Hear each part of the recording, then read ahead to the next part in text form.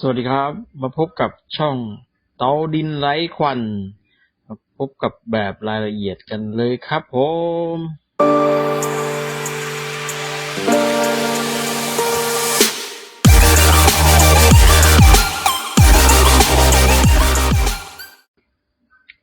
ครับมาเริ่มกันจาก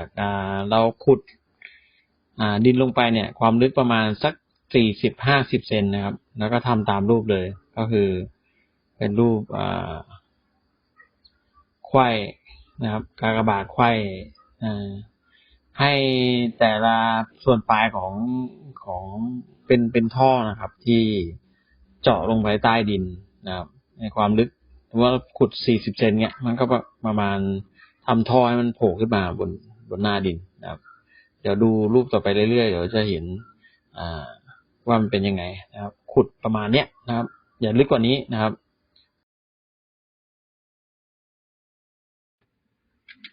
มาต่อกันนะครับความลึกเนี่ยจริงๆแล้วเนี่ยบางคนเนี่ยเขาขุดลึกเป็นเมตรเลยนะครับแต่มันจะมีปัญหาคือในฤดูฝนนะครับน้ำมันก็จะถ้าในกรณีที่พื้นที่ตรงนั้นเป็นที่เนินนะเป็นมันก็ไม่มีปัญหานะครับแต่ถ้าเกิดเป็นพื้นที่ราบธรรมดาเนี่ยนะครับถ้าในกรณีมีน้ำขังรอบๆเตาเราเนี่ยมันก็จะมีปัญหาน้ำเข้าไปในซึมเข้าไปในเตาได้นะครับถึงเราจะจุดเตาหรือเผาถ่านประจำก็ตามนะครับผมเทสมาหมดแล้วนะครับมีปัญหาแน่นอนฉะนั้นถ้าในกรณีที่พื้นที่ราบนะครับมีปัญหาเรื่องนี้เนี่ยปุ๊บผมว่าดีที่สุดก็คือทำบนหน้าดินเลยนะครับเอาดินถมสักหน่อยก็ได้ขึ้นมาบนหน้าดินปุ๊บเราก็จัดการเรื่องโครงสร้างเรื่องหลังคาเรื่องอะไรเงี้ยนะครับเดี๋ยวผมมีเตาโมเดลผมให้ดูเตาหนึ่งนะครับเป็นเตา87 เซน77 เซนนะครับท่อถังส้วมนี่แหละนะครับไปซื้อมาแล้วก็ลองเทสดูมันก็เวิร์กนะครับแต่กรณีโมเด็มตัวนี้มันเทสเนี่ยคือการจุดไม่นั่นเพราะว่าเราทำทางแก๊สข้างในเนี่ยเราทำลำบากนะครับคือทำให้มันเป็นช่องแบบเนี่ยในรูปเนี่ยที่เห็นเนี่ยครับไอ้เรื่องทางแก๊สนี่ก็สำคัญนะครับผมมีไอเดียอย่างหนึ่งคือถ้าในกรณีเพื่อนใช้ตะแกรงนะครับตะแกรงที่ตัดเป็นวงกลมเลยก็ได้ครับแล้วก็ไปวางแล้วก็หาฐานเนี่ยเป็นก้อนอิฐหรืออะไรก็แล้วแต่นะครับวาง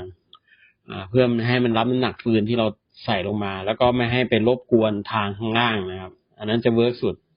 ในกรณีถ้าเกิดทางคุณโล่งเนี่ยมันไม่มีปัญหาเรื่องการจุดเตาหรืออะไรสักอย่างเลยนะครับการจุดเตาที่เรา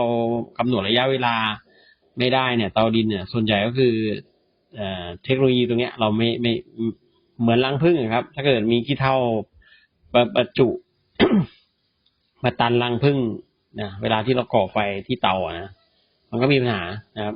ถ้าเราทำยังไงก็แล้วแต่ให้มันโล่งว่างั้นเถอะให้มันทั้งทางแก๊สทางอากาศทางออกซิเจนเนี่ยนะครับให้มันโล่งแล้วก็เป็นทางความร้อนด้วยข้างล่างนะครับอย่างที่ผมเคยเสนอเป็นสมการในรูปแบบการเผาถ่านผมมีทั้งหมด3 สมการ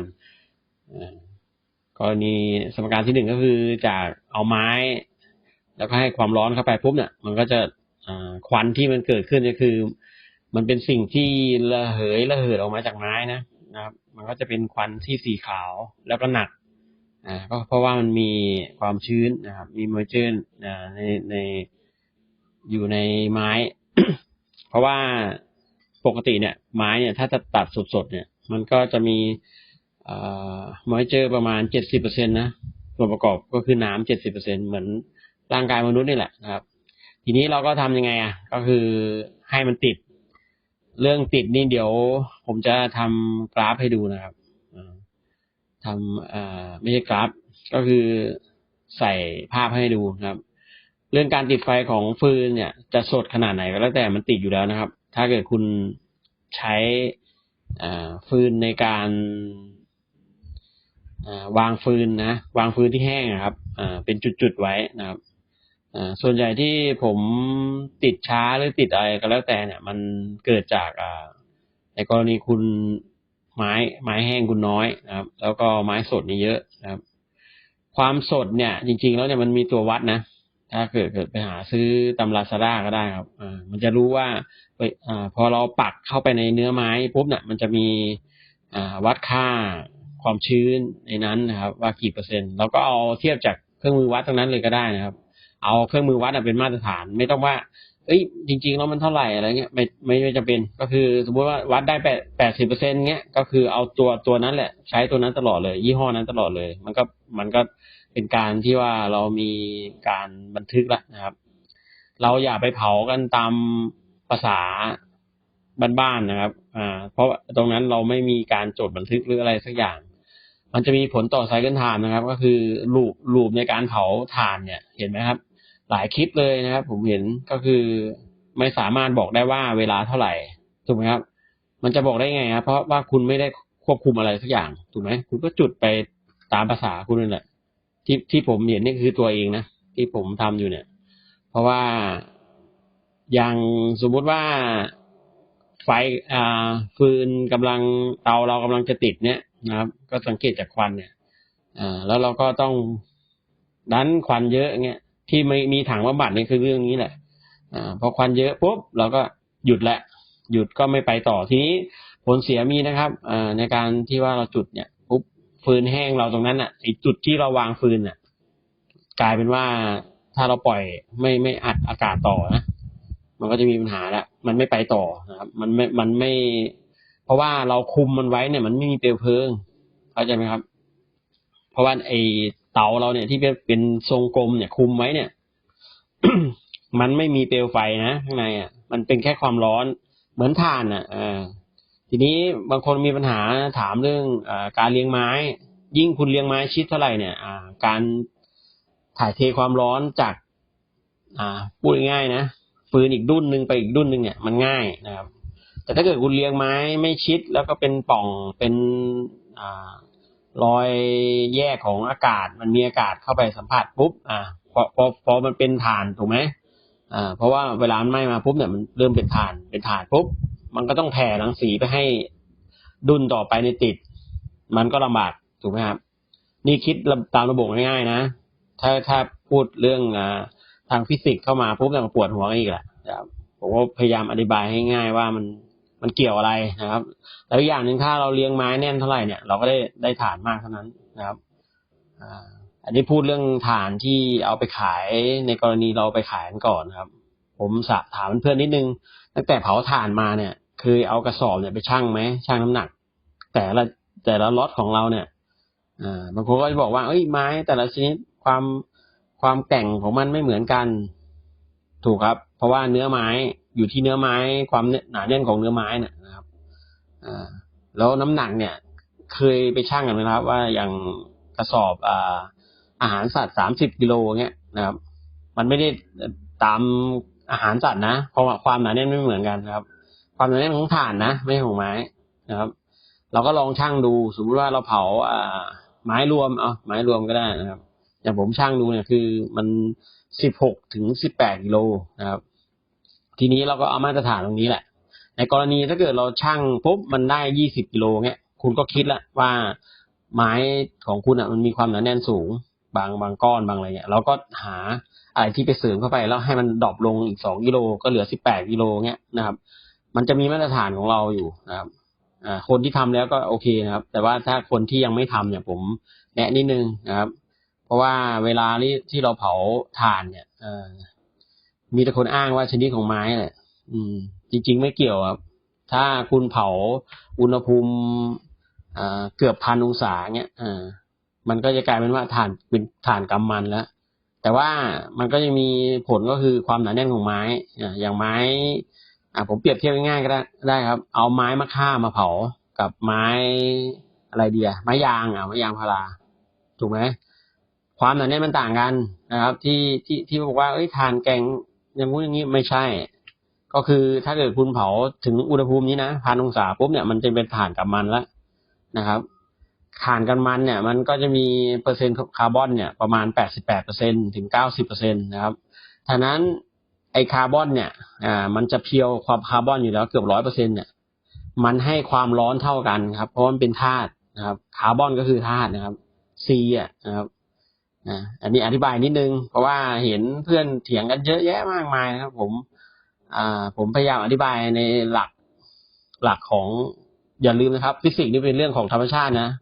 เพราะเรามาเรียนรู้ฟิสิกส์นี่คือเรื่องคือมันเกิดขึ้นแล้วนะครับธรรมชาติมันทำให้เกิดขึ้นแล้วมันถึงเป็นจริงตลอดไปนะครับ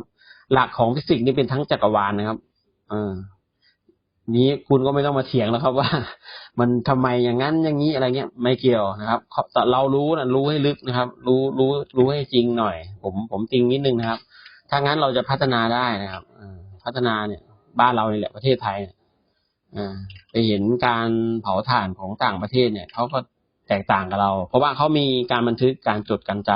ำทีนี้อย่างถ่านเราได้17 กิโลต่อกระสอบเนี่ยบางคนอาจจะเอามินิมัมเลยก็ได้16 กิโลเงี้ยนะครับคุณก็จะสามารถที่ว่าเรื่องการตลาดแล้วทีนี้แต่ไอกรณีที่ขายเป็นถ่านไม้ที่เอาไปเราก็จริงๆเราพัฒนาได้อีกนะครับอย่างผมที่เคยวางไว้เนี่ยโปรเจกต์ที่ผมจะทำตอนนั้นที่นายุงเนี่ยผมจะแบ่งไม้หมายถึงว่าแบ่งถ่านเนี่ยเป็นสี่ภาษาไทยเขาเรียกอะไรเป็นสินค้า4 อย่างก็คือถ่านเอาไว้ใช้อย่างนี้ถ่านเอาไว้ใช้อย่างนั้นอะไรเงี้ยในกรณีของแม่ค้าที่ไปปิ้งย่างนี่ก็เป็นเกรดนึงเอาบอกง่ายๆก็ได้ครับแบ่งเกรดกัน4 เกรดเราก็จะเอาไม้มาผสมตรงนี้เพื่อให้ได้ถ่านเราเนี่ยแบ่งเป็นมาตรฐานของตัวเองเลยนะครับสร้างให้เป็นมาตรฐานตัวเองแล้วก็เอาไปขายนะครับสักพักหนึ่งถ้าคุณเริ่มเก่งขึ้นอะไรขึ้นคุณก็หันมาเรื่องการอัดแท่งการอัดแท่งก็คือปัญหาของการอัดแท่งคืออะไรเงี้ยเดี๋ยวผมจะทำคลิปอีกอันนึงอันนี้เอารูปแบบของเตาก่อนรูปแบบของเตาแล้วก็การสร้างเตาแบบประหยัดงบน้อยที่สุดไอ้ที่ว่าเตาดินเนี่ยนะที่ผมเน้นเนี่ยแต่ถ้าเกิดใครมีวัสดุโดยการที่ว่ามีทุนนะผมบอกเลยว่าใช้อิฐดีกว่าครับนะมันจะปลอดภัยด้วยนะครับแต่ถ้าใช้แบบนี้ปุ๊บเนี่ยมีโครงสร้างปุ๊บแล้วก็ใช้ดินผสมปูนซีเมนต์แล้วก็ผสมน้ำตาลนะครับในสัดส่วนที่ผมเอาสัดส่วนผมนะก็คือสัดส่วนผมยังไม่แน่นอนเพราะว่าผมก็ต้องเทสเนาะแต่ละเตาว่ามันขนาดไหนแต่ถ้าเกิดเราไม่ผสมน้ำตาลเนี่ยมันไม่ได้นะครับถ้าไม่ผสมน้ำตาลปุ๊บปูนซีเมนต์เราเนี่ยมันยุ่ยครับเพราะว่าความร้อนมันสูงนะครับอันนี้ผมสรุปได้เพราะว่าเตาผมที่โคราชเนี่ยผมเผา2 เตาแรกไม่เป็นไรเพราะเตาแรกที่ว่ามันไม่เป็นไรเนี่ยเพราะว่ามันข้างล่างมันตันนะครับแนวเนี่ยท่อที่คุณมองเห็นกันเนี่ยนะครับมันตันมันมีบางจุดที่มันไม่ตันแล้วมันก็ทำให้เป็นฐานได้แต่มันเป็นฐานที่ไม่ฐานทั่วไปนะครับนี่ผมก็เห็นแล้วล่ะว่ามันเป็นแบบนี้ปุ๊บอุณหภูมิไม่ถึงปุ๊บแล้วก็ไม่ต้องทำหลังคาเตาด้วยฝนตกไงก็ไม่แตกไม่ร้าวนะครับก็คือปูนซีเมนต์ก็กันฝนได้อยู่แล้วเนาะแต่ว่าพอมาเตาที่2มันยุ่ยเลยนะครับมันเหมือนปูนมันได้ความร้อนแล้วก็มันไม่แน่นเหมือนเดิมนะครับพอเอาถ่านออกปุ๊บแล้วฝนมาก็ไม่แรงนะพอเจอน้ำปุ๊บเลยนะพังมันก็อันตรายถูกไหมแต่ในกรณีถ้าเพื่อนๆมีทุนนะครับผมว่าจัดการเรื่องทุนดีกว่าเอาทุนมาทำมันจะได้ไม่ต้องมาเสี่ยงเพราะว่าเราก็ไม่รู้เนาะว่ามันจะพังตอนไหนเงี้ยนะครับเรื่องเตานี่สำคัญนะเพราะว่าถ้าเกิดคุณจัดการเรื่องเตาไม่ได้เนี่ยฤดูฝนอะไรมาปุ๊บคุณเผาไม่ได้นะครับแต่ว่าไอ้เรื่องไม้ที่ว่ากองไว้อะไรไว้เนี่ยผมมีความเห็นก็คือไม่เป็นไรให้มันเปียกได้นะในกรณีถ้าคุณเก่งเรื่องพวกนี้แล้วนะครับเรื่องการเผาไม้เผาอะไรเนี่ยก่อให้มันติดเนี่ยไม่จำเป็นต้องมีหลังคาให้กับฟืนเรานะครับหรือถ้าเราทำได้ก็ดีนะครับในกรณีถ้าเป็นมีทุนไม่เยอะนะก็เริ่มจากจุดเล็กๆแล้วก็ค่อยๆโตขึ้นนะครับแต่ถ้าเกิดคนที่มีทุนเนี่ยแล้ว เดี๋ยวอีกสคริปต์นึงผมจะทำเรื่องการขายนะครับการขายว่ามันถ่านเนี่ยคุณว่ามันแพงเนี่ยจริงๆมันไม่แพงนะครับกิโลนึงตกแค่8-9 บาทเองในกรณีที่ขายกระสอบละ180นะเต็มที่ก็10 บาทถูกไหมอย่าง180เนี่ยที่ผมบอกว่า16-18 กิโลต่อกระสอบทีนี้คุณก็เอาหารดินะครับมันก็ถ้า180 บาทเราก็ได้กิโลละ10 บาทถูกไหมกิโลละ10 บาทที่ผมบอกก่อนถ้าเทียบกับถ่านขาวของญี่ปุ่นนะนี่เมืองไทยก็มีคนทำถ่านขาวนะครับถ่านขาวก็ไม่ได้ยากมีหลายคลิปเลยมีคนบอกว่ายากจริงไม่ยากครับเดี๋ยวไปเรื่อยๆเดี๋ยวผมเสนอให้ดูครับถ่านขาวเนี่ยโลบางที่นี่โลเป็น100นะครับอันนั้นนะคือเราเพิ่มเรื่องมาตรฐานขึ้นไปแล้วครับผมว่าดีนะครับในกรณีถ้าเรายกระดับไปเรื่อยๆเรื่อยๆได้นะครับผมพยายามอธิบายให้มันเข้าใจง่ายครับอย่างคุณเห็นเรื่องทุเรียนไหมนะครับทุเรียนเนี่ยตามตลาดเนี่ยท้องตลาดเนี่ยโลละ100 กว่าบาทถูกไหมแต่มีทุเรียนที่โลเป็น5,000โลละ3,000โลละ10,000นะครับลองเข้าไปดูก็ได้ว่าหลักการเขาทำการตลาดเป็นยังไงนะครับเรื่องการทำแบรนด์ทำอะไรเนี่ยเรื่องยาวแล้วนะครับ เอางี้เดี๋ยวต่อเรื่องเตานะครับเรื่องเตาก็ตามเนี้ยนะครับ ก็คือขุดจริงๆถ้าในกรณีพื้นที่ราบแล้วก็ไม่แน่ใจเรื่องระดับน้ำตอนหน้าฝนนะครับผมแนะนำว่าไม่ต้องขุดนะครับให้มันอยู่กับพื้นนั่นแหละหรือถมขึ้นมาหน่อยนึงหรือใช้วัสดุอะไรก็แล้วแต่ให้มันคงทนหน่อยให้มันขึ้นมาจากพื้นสัก10 เซนก็ได้20 เซนเงี้ยถ้ามีงบนะหรือบางคนเขาก็จะใช้รถบรรทุกขนดินมาแล้วก็มาถมเลยอันนั้นก็ดีครับมันก็จัดการเรื่องหน้าฝนได้เนาะหน้าฝนเราก็ต้องเผาถ่านหน้าฝนถ่านแพงด้วยไม่ใช่แพงหรอกครับคือเขาไม่ค่อยเผากันไงมันก็เลยขาดตลาดทีนี้ต่อไปก็คือพอหลังจากนี้ปุ๊บเนี่ยมันก็จะมีเรื่องโครงสร้างเข้ามาแล้วโครงสร้างที่ว่าเอาแกนเหล็กเอาไว้ตรงกลางของดินที่เราโปะนะครับ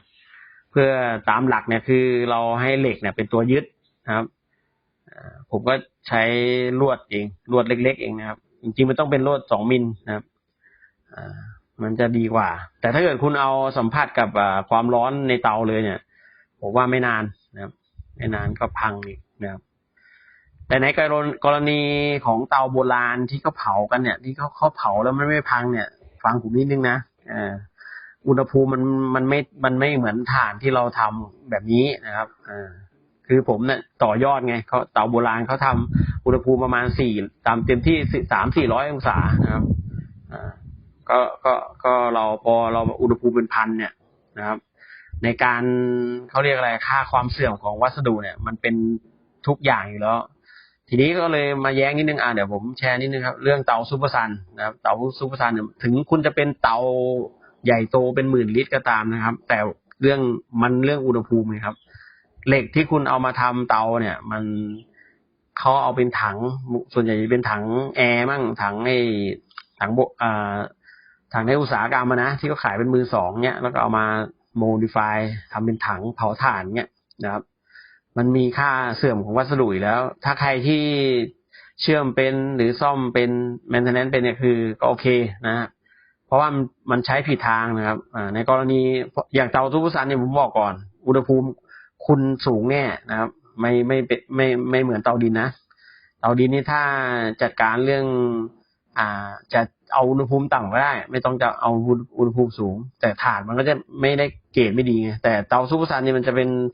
อุณหภูมิค่อนข้างจะผมว่า1,000 กว่านะครับทีนี้ในกรณีที่เราถัง200 ลิตรนะครับเพื่อนๆเคยดูไหมครับสเปคของถัง200 ลิตรเนี่ยนะครับผมจำได้นะว่ามัน เส้นผ่านศูนย์กลางเท่าไหร่ความยาวเท่าไหร่เงี้ยความสูงเท่าไหร่เงี้ยนะครับแต่ละถังแต่มันก็เพี้ยนกันนิดหน่อยไม่เกิน1 เซนนะครับ87กว้าง5เส้นผ่านศูนย์กลาง57 เซนเนี่ยทีนี้ถังมันหนาแค่ 0.9 มิลเองนะ 0.9 มิลลิเมตรนะครับผมถามก่อนว่าถ้าเกิดคุณมาเผาถ่านที่อุณหภูมิสูง1,000 กว่าองศาเนี่ยมันจะอยู่ได้สักกี่ ถูกไหมครับนั่นเพื่อนก็ลองไปหาดูนะครับใน Google ก็ได้นะครับเหล็กเนี่ยนะครับเหล็กเพียวๆเนี่ยมันโดยที่ว่าเหล็กไม่ใช่เหล็กผสมนะเหล็กที่เราเอามาทำถังที่บรรจุภัณฑ์เนี่ยถัง200 ลิตรเนี่ยเขาผสมอีกถูกไหมทีนี้พอผสมปุ๊บเนี่ยจุดหลอมเหลวมันต้องต่ำลงอีกนะครับถ้าเหล็กกล้าเลยเนี่ยจุดหลอมเหลวอยู่ที่1,350 องศาจำเศษไม่ได้นะทีนี้อย่างเราเผาเนี่ยมัน1,000 กว่าเนี่ยผมถามก่อนว่ามันก็ย่นมั่งอะไรมั่งก็เป็นไปเรื่อยแหละครับเพราะว่าไอ้ที่เหล็กที่มาทำถัง200 ลิตรเนี่ยผมก็คิดว่ามันก็ต้องผสมนะครับเพราะว่าเขามาใส่พวกสารเฉยพวกสารเคมีมั่งพวกอะไรเงี้ยพวกน้ำมันปาล์มอะไรเงี้ยอยู่ๆคุณเอามาเผาถ่านผมบอกว่าเผาได้นะครับแต่มันไม่ทนหรอกนะครับสักพักก็พังแล้วลองคิดเทียบกันดูนะครับถ้าเกิดยิ่งคนไหนที่ไม่ทำเองแล้วซื้อด้วยเนี่ยโอ้โหมันจะคุ้มได้ไงนะครับหนาขนาดไหนก็แล้วแต่นะครับเหล็กเนี่ยผมบอกก่อนอย่างพวกที่เอาถังแอร์จากอุตสาหกรรมมาทำเนี่ยเป็นหมื่นลิตรนะใช่มันได้เยอะถ่านเยอะแต่มันเวลามันไปแล้วจะซ่อมกันยังไงนะครับก็ลองใครทำได้ก็โอเคก็ทำนะครับทำเป็นแทนได้เองเนี่ยทำแต่ถ้าจ้างเขาเนี่ยผมว่าไม่คุ้มหรอกครับงั้นแหละผมถึงมาเล่นเรื่องเตาดินนะผมจะพัฒนาเตาดินให้มันใกล้เคียงกับไอ้เตาซูเปอร์ซันเนี่ยนะครับเพราะว่าผมว่าถ่านนี่ก็เท่ากันแหละนะครับถ้าเราคุมอุณหภูมิได้แต่ผมบอกนิดนึงคือไอ้พวกเราที่ทำกันอยู่เนี่ยคุณควบคุมโดยที่ว่าควบคุม